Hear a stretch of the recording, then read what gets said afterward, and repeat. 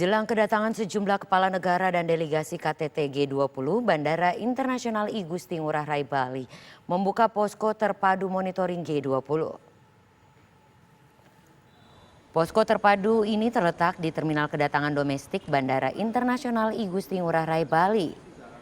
Pembukaan posko terpadu ini untuk memudahkan koordinasi antar petugas bandara serta memastikan kesiapan infrastruktur, fasilitas serta pelayanan di bandara selama pelaksanaan KTT G20 berlangsung. Mulai tanggal 13 November hingga 17 November 2022, pengelola Bandara I Gusti Ngurah Rai akan memberlakukan pembatasan operasional penerbangan reguler. Menurut Direktur Utama PT Angkasa Pura I, Faik Rahmi, pengaturan ini tidak akan mengganggu jadwal penerbangan komersil dan waktu operasional di Bandara I Gusti Ngurah Rai akan bertambah selama 24 jam.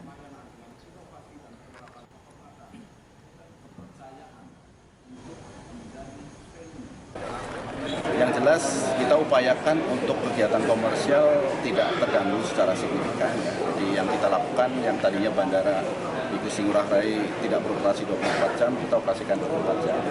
Dan kemudian ground time untuk pesawat reguler domestik ya, yang untuk wide body 105 menit, ya, untuk yang narrow body 45 menit. Ya. Jadi sebelumnya kan nggak ada pengaturan seperti itu. Jadi ini benar-benar pengaturan ground time semuanya kita atur secara baik. Ya.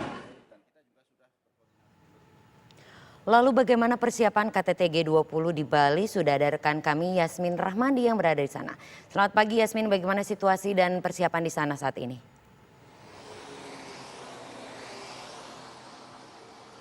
Ya, selamat pagi Wahana, Sinta dan juga pemirsa. Menjelang penyelenggaraan KTT G20, sejumlah aktivitas pun mulai terlihat di Pulau Dewata, Bali. Di antaranya pesawat kargo milik negara delegasi pun juga sudah mulai berdatangan, yang mana memang pesawat kargo yang sudah tiba di Bali atau khususnya di Bandara I Gusti Ngurah Rai Bali ini adalah milik Amerika Serikat, Arab Saudi dan juga dari Cina. Dan memang pesawat kargo ini pemirsa membawa logistik yang nantinya akan dipergunakan untuk pengamanan dan juga alat komunikasi yang nantinya akan dipergunakan oleh pemimpin negara mereka.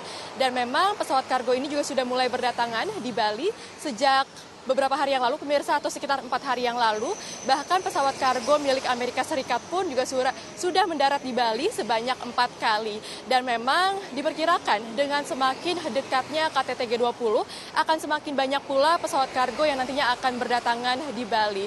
Sementara itu untuk delegasi dari KTT G20 sendiri ini rencananya akan mulai berdatangan di Bali pada tanggal 13 sampai 14 November 2022, di mana kemarin Menko Marves Luhut Binsar Panjaitan mengonfirmasi bahwa akan ada setidaknya 17 kepala negara yang akan hadir di KTT G20. Di antaranya ini adalah Presiden Amerika Serikat Joe Biden dan juga Presiden China Xi Jinping. Sementara itu untuk Presiden Rusia Vladimir Putin ini memang kemungkinan besar tidak akan hadir di KTT G20, akan diwakilkan oleh Menteri Luar Negeri Rusia yakni adalah Sergei Lavrov. Dan memang secara peraturan pemirsa, jumlah pesawat yang diperbolehkan untuk parkir di Bandara I Gusti Ngurah Rai untuk pesawat dari kepala negara ini hanyalah 12 pesawat saja. Sementara itu sisanya ini akan diarahkan ke bandara-bandara terdekat, diantaranya adalah bandara di Makassar, Yogyakarta, dan juga Surabaya. Dan membahas mengenai pengamanan, Cinta, Yohana, dan juga pemirsa, tentunya memang pengamanan pun juga sudah semakin diperketat di sejumlah titik di Bali, khususnya adalah di Nusa Dua, yang nantinya akan menjadi venue dari KTT G20. Untuk sementara itu akan kami kembalikan ke studio terlebih dahulu, Yohana dan Cinta. Baik, Yasmin Rahmadi melaporkan langsung dari Bali. Dan selanjutnya berikut adalah daftar para pemimpin negara yang akan hadir di KTT G20 Bali yang puncaknya akan berlangsung pada tanggal 15 hingga 16 November 2022.